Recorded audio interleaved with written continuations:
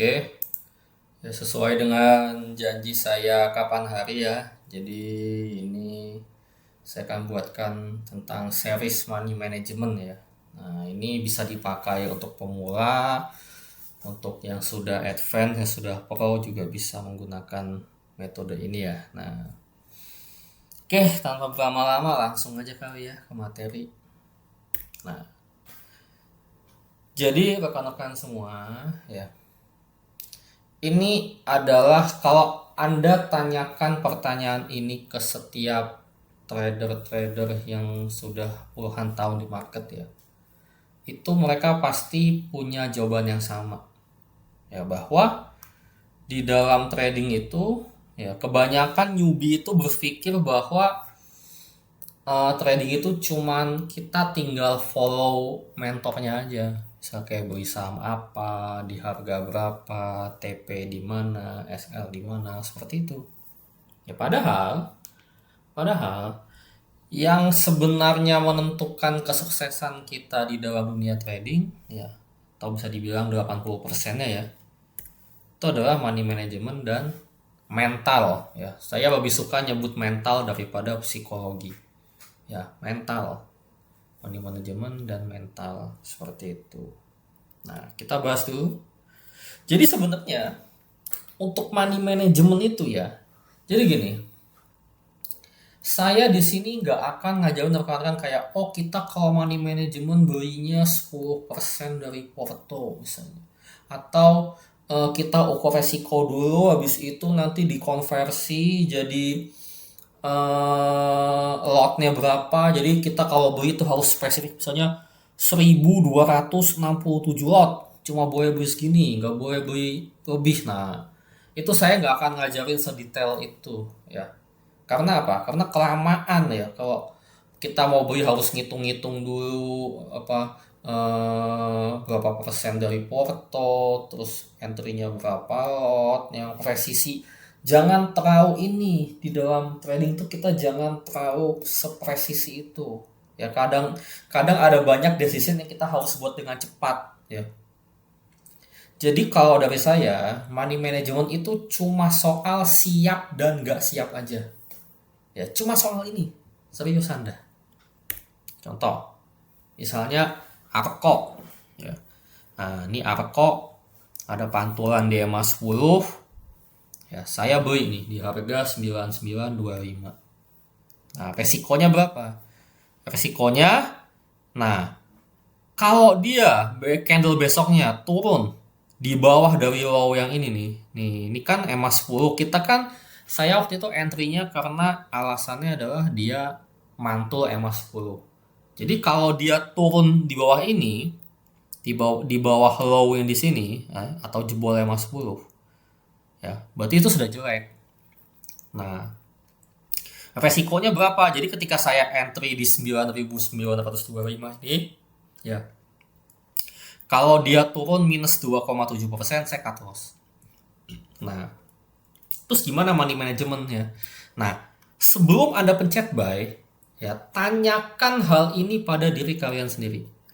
Kalau ini jadinya loss minus 2,7%, lu siap nggak? Gitu. Selalu tanyakan seperti itu ya, setiap kali kita entry. Ya. Nah, kalau misalkan kita siap, gas beli di 9925.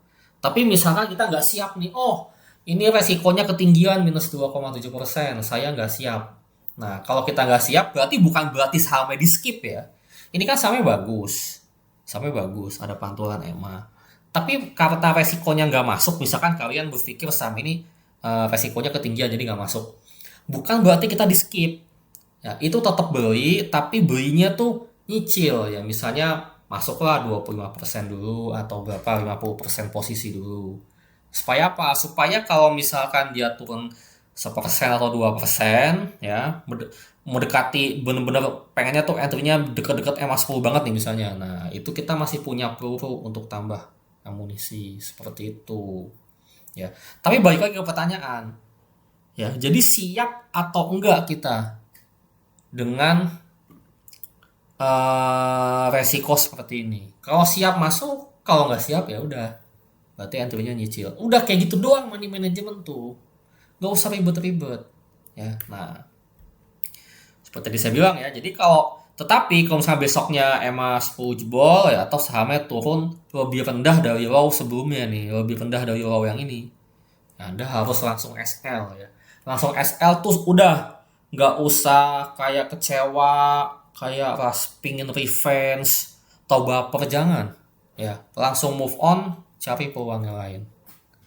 Seperti itu ya. Jadi money management tuh cuma soal itu aja ya. Hanya soal siap nggak siap aja. Kalau siap gas, kalau nggak siap ya udah. Misal ya, Anda mau entry 100 juta. Sekarang tanyakan ke diri Anda siap nggak loss 2,7 juta? Kalau nggak siap, berarti entry-nya pelan-pelan. Kalau Anda siap, udah gas, pencet entry, pasang SL, udah diem. Serahkan keputusan ke market. Seperti itu. Udah, cuma gitu doang. Ya. Pak, kalau misalkan ini nanti loss, terus trade-nya berikutnya loss lagi, terus berikutnya loss lagi, gimana? Nah, jadi gini, selama kita membatasi resiko, ya selama kita membatasi resiko, kita tuh tidak akan rongkat ya. Orang-orang yang rongkat itu justru adalah orang-orang yang dia overconfidence, dia yakin dengan analisa dia. Misalkan nih, saya yakin ini target 12.000 atau 16.000, kan retail-retail di forum suka kayak gitu, bikin-bikin target 16.000 lah, 20.000 lah. Saya yakin Arko kan 20.000. Nah, dia entry banyak. Pas turun nggak mau cut loss, ternyata sekarang Arko-nya udah ambles ke bawah ya. Nah, itulah jalan menuju kepemungkatan ya. Kalau Anda disiplin dengan posisi kita yang membatasi kerugian, cut loss ketika dia sudah tidak sesuai ekspektasi kita, kita akan bisa terus long life di bursa. Seperti itu ya. Nah, ini penting ya, ini penting. Kita tuh harus selalu berpikir bahwa setiap saham yang kita beli itu pasti akan turun dulu. Ya. Ya. Anda pernah nggak lihat meme di internet ya? Saham habis dibeli, ada orang lagi tiduran gitu tuh sambil merenung dia. Saham habis dibeli turun. Kalau dijual langsung terbang. Kalau all in langsung ARB. Setelah cut loss langsung ARA. Pernah nggak sih lihat meme seperti itu? Nah, jadi kita jangan berpikir seperti kebanyakan retail. Ya, retail itu berpikir ketika saya entry 5 menit kemudian sampai apa?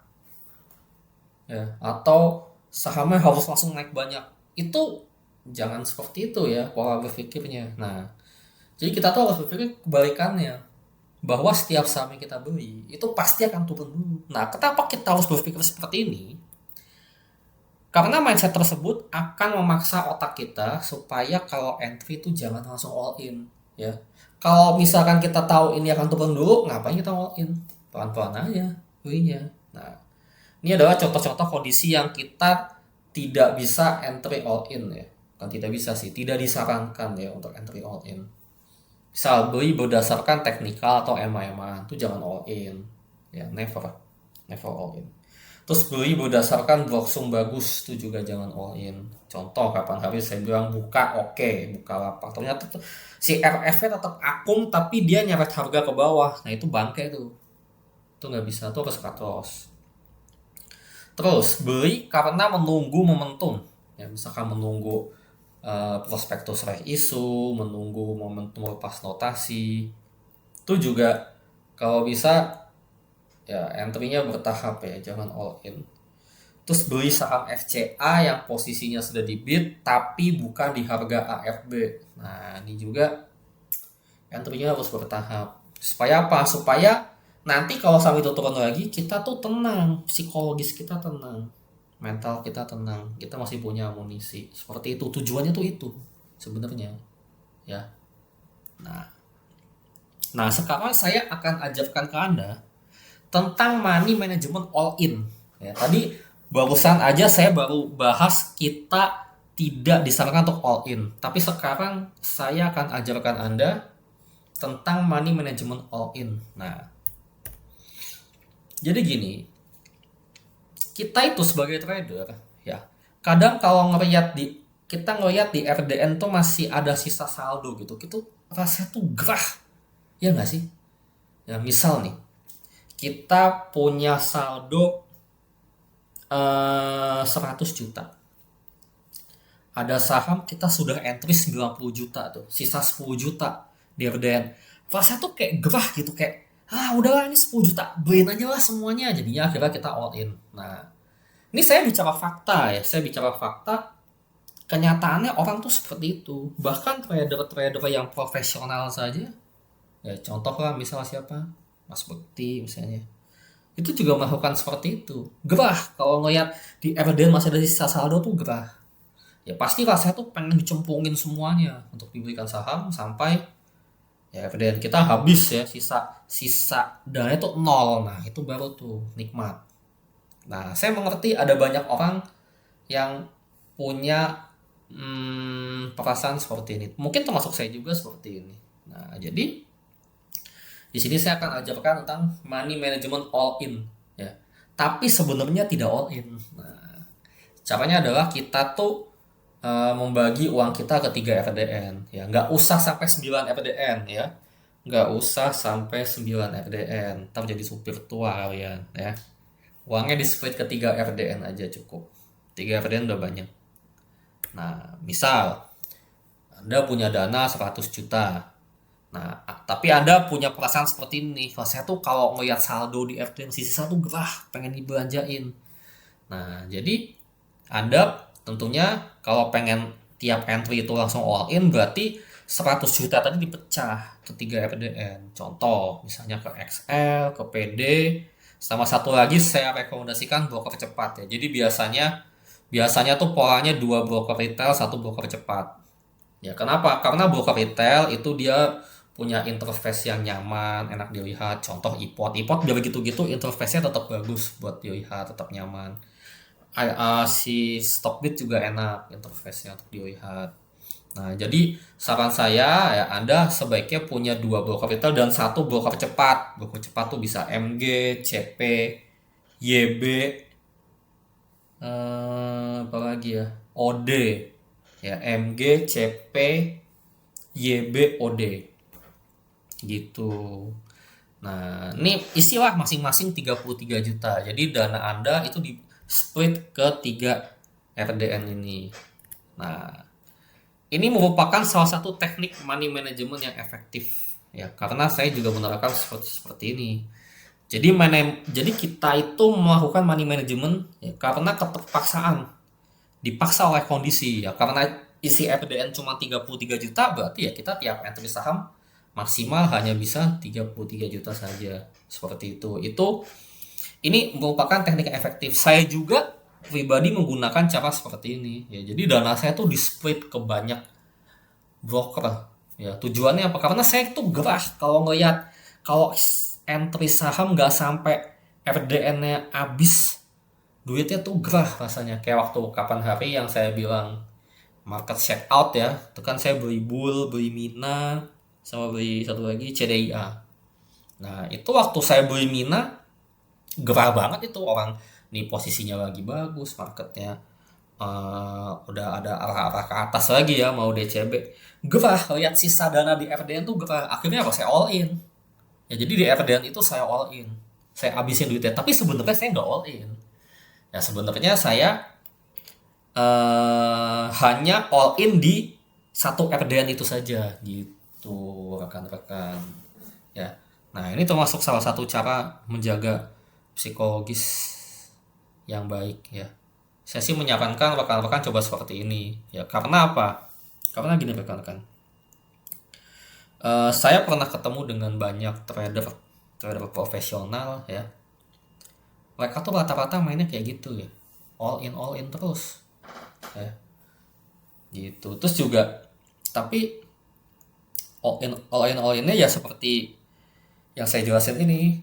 Jadi dia tuh misal ada orang trader pro gitu ya, dia bagi dananya ke MG, ke CP, ke CC, ke YP gitu ya. Atau misalnya kita bisa lihat ya, supir kesayangan kita semua, supir gorengan si Ipin, dia kan juga bagi-bagi dana tuh ke YP, XA, BQ. Belakangan ini dia juga pakai XL.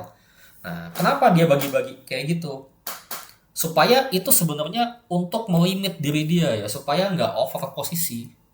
Meskipun sebenarnya dia juga masih sering over posisi ya, tapi itu aja udah dibagi-bagi dia masih suka over posisi ya, kelihatan di data 1% ya. Nah, jadi kayak gitu. Itu memang teknik yang biasa dipakai oleh trader-trader profesional. Ya, jadi membagi RDM, tapi setiap kita entry mainnya all in terus. Kayak gitu. Ya, seperti itu. Itu jadi untuk money management seperti itu ya. Nah, sekarang kita bicara psikologi atau mental ya. Saya lebih suka nyebut mental ya. Nah, ada ingat baik-baik ya. Trading is a mental game. Ya. Trading is a mental game. Ya. Jadi dalam trading siapa yang menang tuh bukan dia yang duitnya paling banyak. Ya. Yang menang bukan siapa yang punya teknik entry paling tepat, yang pakai AI lah, apalah kan sekarang banyak tuh grup-grup saham nyoba-nyoba mancing kalian pakai AI lah, apalah bullshit semua itu. Ya, padahal ya trading itu soal mental, karena kan ya. Contoh WBSA. WBSA kemarin ya, ini kan sekarang saya rekam hari ini transaksi hari Rabu ya. Waktu hari Selasa bayarnya MG, sellernya XC XL retail. Broker underwriter MGTP belum jualan. Ya, saya kira yang guyur itu MGTP, ternyata bukan. Ternyata XC sama XL, broker underwriter belum jualan. Terus hari kemarin posisi close-nya itu IEP di bid ya. Jadi kemarin itu close 11.50, posisinya di bid 50.000 lot. Terus pagi-paginya bukannya naik, dia malah turun minus 0,5% ke 11.45. Nah, kenapa kalian nggak beli? Kalau saya beli. 11.45 beli. Terus sesi berikutnya kita lihat, nah belinya jangan all in ya. Saya cuma tembak berapa nih, sekitar 150-an juta ya. Tembak dulu segitu. Kalau arahnya ke atas kita tambah lagi ya. Atau saya tuh pengen memastikan ini seller yang neken harga udah bener-bener nggak ada. Nah, sesi kedua ternyata harga tidak turun di bawah 11.45 ya, harganya balik ke kuning ke 11.50. Saya tambah lagi posisi meskipun masih di over ya WBSA-nya. Kenapa posisi masih di over saya berani? Karena kemarin dia close-nya di bid ya. Kemarin tuh dia close-nya di bid, sellernya habis berarti. Ini pagi-pagi ini cuma seller sisa doang. Nah, setelah ini ya, terus kemudian sesi 2 naik 5% ya. Terus closingnya arah seperti itu ya. Ini WBSA itu adalah mental game. Pure 98% mental game. Ya. Ilmu-ilmu kayak cara teknik entry apa segala macam gitu supply itu cuma berkontribusi 2% doang. Setelah Anda tahu itu semua, Anda tahu itu bagus, nah berani nggak entry? Seperti itu. Apalagi ini udah hari ke-7 FCA. Ya. Jadi it's all about mental. Ya. Kenapa saya diem-diem aja waktu beli? Kalau saya call langsung terbang lah arah, nggak mau saya. Kalau terbang arah nanti ini kan bisa naik karena ada yang ngumpulin di bawah. Ya, kalau yang ngumpulin dirusuhin, barangnya belum banyak terus udah dirusuhin naik, yang ada dia jualan nanti. Ya, jadi saya diem-diem dulu waktu masih di bawah. Setelah saya udah pastikan 2 sesi kering, ya udahlah.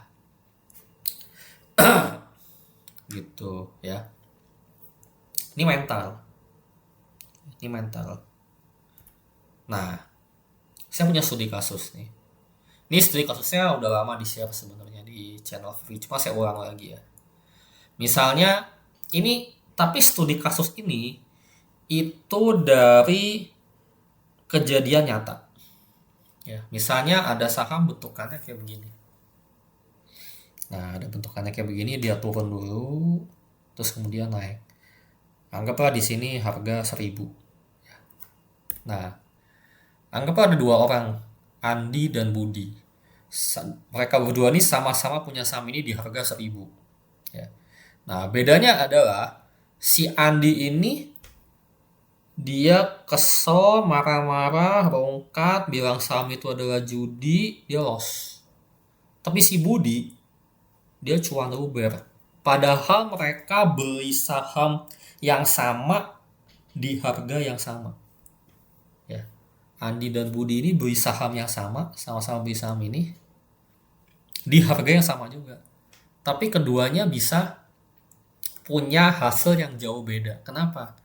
Karena si Andi beli 1000-nya di sini.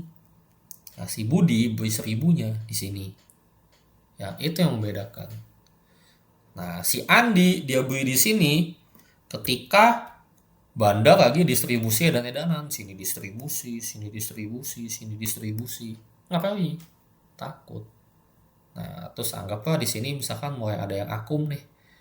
Distribusi di sini low volume, low volume, low volume. Ini mulai ada yang akum, mulai ada yang akum. Nah, jadi meskipun harganya sama-sama 1000, ya, tapi pembelian 1000 di sini itu adalah harga yang jelek. Nah, sedangkan pembelian 1000 di sini itu adalah harga yang bagus, good to buy. Ya, jadi di saham tuh seperti itu, tidak serta-merta ngikutin orang aja dia beli saham apa di harga berapa, nggak bisa kayak gitu. Ya, timing beli kita menentukan mental kita. Ya, kalau kita beli di timing yang jelek, ya hasilnya kayak begini nanti. Akhirnya apa? Si Andi ya beli di sini, dia cut loss di sini. Kalau misalkan ini terjadi sama saya ya, kalau saya beli di sini ya, saya beli di sini, terus turun lagi. Ini udah kena mental. Terus besoknya turun lagi ke bawah. Kemungkinan saya kan cut loss di sini nih, di bawah sini. Terus sore-sore ditarik, jadi hammer. Akhirnya apa? Saya menyesal. Wah, sialan dikerjain nih. Ya, jelek rekomnya. Ternyata dia sideways. Nah, di sini ada yang terlihat akum. Nah, seharusnya kita pantau lagi. Terus pada saat dia break sini, ini kan kalau ditarik dari ini kan bagian sideways-nya ya. Ketika break sideways, buy di sini, buy lagi. Jadi kita buy lagi di 1000. Baru bisa dapat cuan seperti itu. Nah, ini juga saya bingung ya, kenapa sih banyak orang berpikir seperti ini ya. Jadi tidak ada aturan di bursa yang melarang kita untuk beli saham yang baru saja di cut loss di 900, terus kita beli lagi di 1000. Ya. Jadi saya mau perhatikan kebanyakan orang itu ya. Kebanyakan orang, mayoritas orang mungkin. Saya lihat dari kebiasaan orang-orang ya.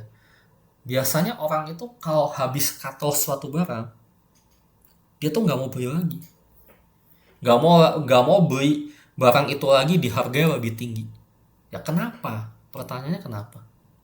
Emang ada aturan yang melarang kita untuk beli saham? Misalkan Anda habis cut loss BBRI di harga 3000. Terus di 3400 Anda lihat asingnya mulai masuk, sentimen orang pada sentimen dalam negeri pada ya bad newsnya udah keluar semua. Anda lihat dia mulai stay up karena gini, perumpamaan aja ya, harga 3400, kenapa Anda nggak beli lagi di 3400? Boleh ya.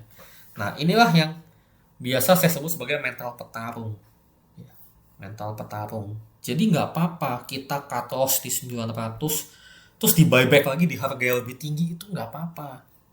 Dan memang harus gitu. Dan Anda mungkin harus sering-sering melakukan ini. Ya. Anda mungkin harus sering-sering melakukan ini. Ya, ini mental game. Seperti ini. Ya. gitu. Nah, mental itu sesuatu yang harus dilatih ya. Bukan sehari dua hari nyoba langsung bisa, langsung jago ya. Mental tuh harus dipupuk bertahun-tahun. Jadi ya hilangkanlah mindset bahwa kita setahun di market udah harus langsung jago, bisa ini, bisa trading for a living. Enggak. Ya, itu harus dilatih bertahun-tahun baru bisa. Mental itu sesuatu yang bukan seperti matematika, bukan seperti orang ngajarin matematika satu tambah satu sama dengan dua. Ya, itu mental itu bisa karena terbiasa. Ya, mental itu dilatih karena sifatnya itu bisa karena terbiasa. Ya. Nah, tapi zaman sekarang itu banyak orang salah mengartikan antara berani dengan nekat. Ya. Nah, apa bedanya? Kalau berani itu, yaitu sudah diperhitungkan dengan matang sebelum kita mengeksekusi. Itu namanya berani. Tapi kalau nekat, itu adalah kita mengeksekusi ya tanpa perhitungan matang. Ikut-ikutan orang, ikut-ikutan hype. Itu nekat namanya. Contoh mental berani itu apa? Nah, kita beli saham FCA yang ARB di bid dan kita sudah hitung supply sebelumnya. Ini contoh mental berani. Ya. Kalau misalnya next session dia masih ARB lagi gimana? Tinggal cut loss aja. Kan resikonya udah BEP. Kalau kita beli FCA yang ARB di bid, resikonya udah zero ARB. Ya, kalau kita market fuck bisa exit. Contoh lagi beli saham arah hunter. Nah, beli saham arah hunter tapi kita juga sudah hitung resikonya ya. Kalau arahnya tidak lengket harus keluar.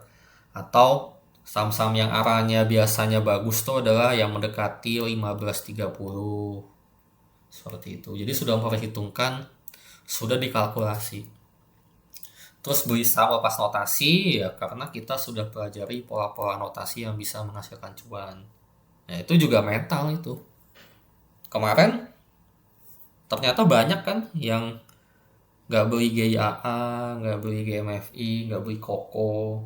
Banyak. Ya mungkin 40%. Ya. Itu mental itu persoalan mental. Ya, persoalan mental. Tidak berani mengeksekusi padahal tahu ilmunya. Nah, bagaimana kalau contoh mental nekat? Atau mental nekat tuh ya misalnya kemarin nih beli saham-saham gorengan farmasi yang aneh-aneh itu, Labs lah, apalagi cek, apalagi tuh PV, apa sih banyak gorengan farmasi yang aneh-aneh tuh. Ya karena apa? Karena modal hype dan FOMO ya, modal hype hantavirus, FOMO karena harganya udah naik puluhan persen, akhirnya rongkat bareng. Tuh nekat, ya, tuh orang modal nekat, tidak diperhitungkan, ya cuma modal ikut-ikut hype. Terus apalagi beli saham-saham Pak PP, TPIA, Cuan, Brand CDIA. Kenapa? Karena Pak PP ulang tahun bagus. Ya, beli saham karena Pak PP ulang tahun bagus. Hebat. You adalah exit liquidity paling legit di bursa. Ya, mental nekat. Tuh. Terus berikutnya beli saham-saham yang dibuang MSCI karena feeling sudah bottom. Nah, ini juga sama mental nekat. Ya, kenapa tidak dikalkulasi? Ya, kalau kita riset, kalau kita lakukan tarik data mundur 5-6 tahun ke belakang ya. Itu saham-saham yang dibuang MSCI ya, tekanan jualnya itu baru mereda setelah hari rebalancing. Berarti 1 Juni itu baru mereda dia. Tapi masih ada, sellernya kadang masih ada sisa dikit-dikit. Tapi disitulah bisa saya katakan bahwa ya bottom sudah dekat.